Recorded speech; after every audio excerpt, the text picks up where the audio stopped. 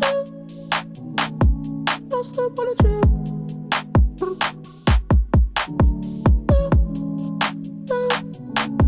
Don't slip on the trail. Tempo. Can you keep up with my? What's up, everybody? It's your girl, Miss Black Beauty, whatever you want to call me. And today I'm back with another video. In this video, I will be doing a DIY bookshelf makeover. I purchased this bookshelf from Walmart, and I just wanted to repurpose it for all my business supplies. I just wanted to make it fit my space better. So for this project, you're gonna need some scissors and some box cutters. I got the box cutters and the ruler actually from Dollar Tree. So or the ruler is going to be used as a straight edge. You can use a card, you can use anything. It just needs to be a hard straight edge. You'll also need to get some contact paper. I got these contact papers from Amazon. I'll link the links in the description box for you guys, but you can use any combination. You don't even have to cover the legs if you don't want to. You can just use any kind you want. I would say that you'll just need 3 just to be safe. Next, you're gonna need to just clean off your surfaces. Just make sure all your surfaces are clean, regardless. Whatever project you're doing, make sure that surface is clean, because it's got a lot of dust built up. And ignore that little pile of trash. I had a big old pile of trash in my room because we didn't have a vacuum yet. So I don't know why I'm trying to explain myself, but yeah, we didn't have a vacuum yet, so we just swept the pile of trash, and I said I need to do this video. Let me put it aside. So anyway, so we're just gonna wipe that off, y'all. And that Gain Clean Freak cleaner, y'all, it smells so good. I love it. It smells just like you would have just did laundry or something like that. It smells so good, and it's kind of satisfying to see that dust come up. So you're gonna next is to disassemble the whole thing, and this is really easy to disassemble, you guys. Like this whole bookshelf, like I love Walmart like mainstay products because most of them are very easy to disassemble and assemble. So yeah, that's why I didn't want to get rid of this bookshelf, because it was just like, it was a steal. I forgot how much it cost. This part of the project is kind of difficult, trying to get the contact paper to stay straight on the surface. And I was doing this on the floor. It's probably best if you use a table to do it. So number one, you won't be hurting your back trying to lean over and make sure it's right. And you can also have a better like level or whatever. But as soon as I got it on there, it was on there, and you just need to just smooth out those bubbles. The bubbles, there's still a good bit of bubbles in there, but they just would not go away. I don't know why. I don't know if it's the paper quality or I need a harder straight edge, but just smooth those bubbles out, and then we'll be done with that step. Next, you're gonna I'm showing you how I'm doing the edges. So you just kind of cut 2 slits and like fold them, or you can just cut them off or something like that. Whatever way you want to do it. I just wanted to cover the edges. I did not want that black part showing, so I just covered it. And yeah. P.S. I love my nails in this video. Those are like $60-$70 nails, y'all.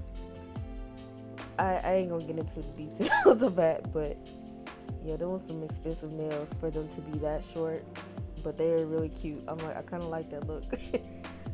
Anyway, back to the project.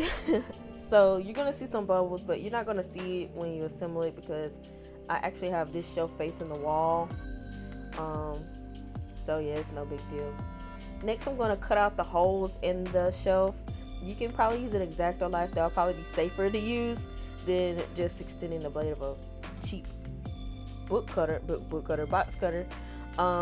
So I'm just going to just carve a circle out of this hole right here, and you won't have to worry about the edges, just because um,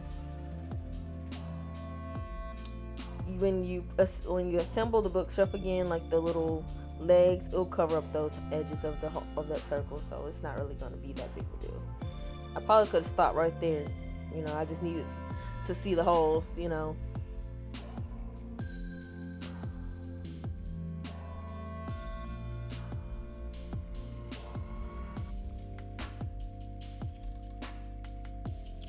So the next step is to cover the legs.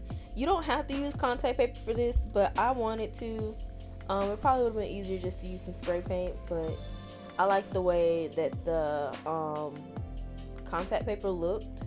It kind of looks like it was made like that. But yeah. So it's pretty easy. So because it's already kind of like a circle, it's easy for the paper to wrap around. You just got to make sure that the edges overlap because you don't want to see the space between them. So I just covered it, just cut the paper. Here we're going to get a new surface because I don't want to mess up my table.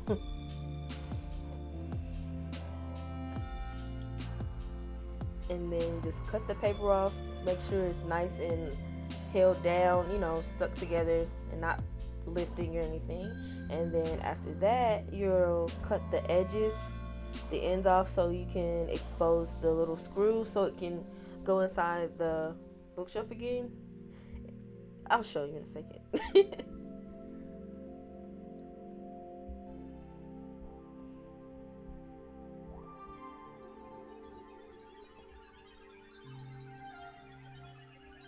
Okay, so you see I'm feeling for that screw, and then there's like another edge, like the edge of the cylinder, that's what we're gonna call this. And there you go. It like cuts off smoothly, and then boom, there it is. And like a little perfect little tube. Look at it.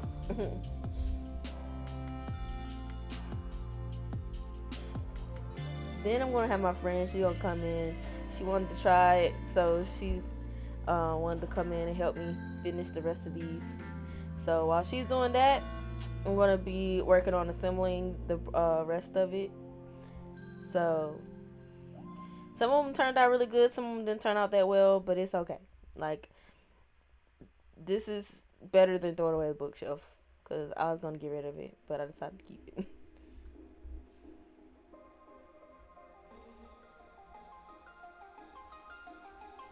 So next step is to assemble the bookshelf. And I'm struggling. I don't know why.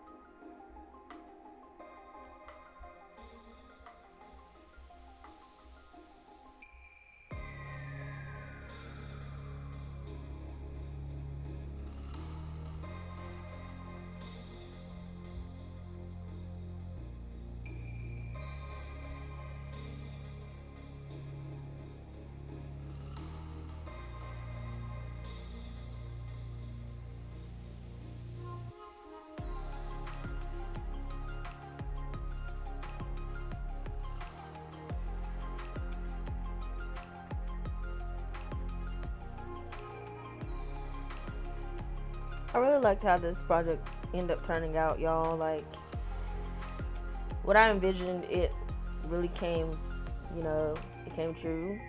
And so the next thing that we're gonna do though is I got some crates from Walmart, and I want to use the crates to kind of store like my stuff, I guess.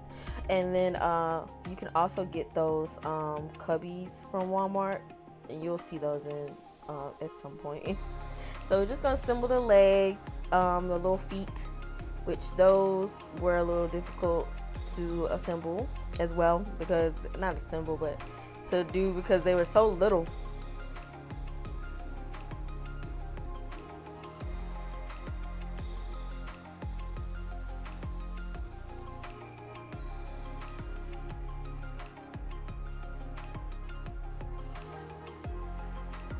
And we're all done. So for the next project, we're going to be spray painting these crates I got from Walmart.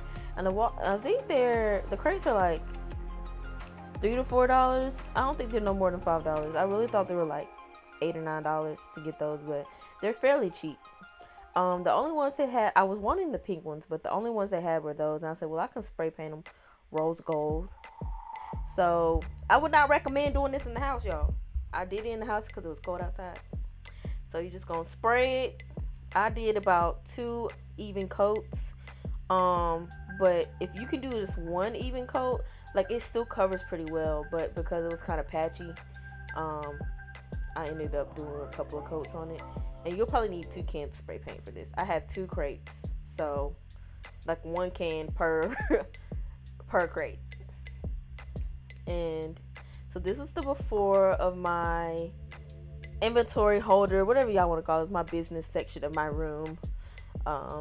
And this is the after. It's a lot more organized. Also, I got those cubbies from Walmart as well in that pink color. I loved it. So I hope you enjoyed this video. Don't forget to like, comment, and subscribe, and don't forget to hit the notification bell so you'll know every time I upload a new video. Bye.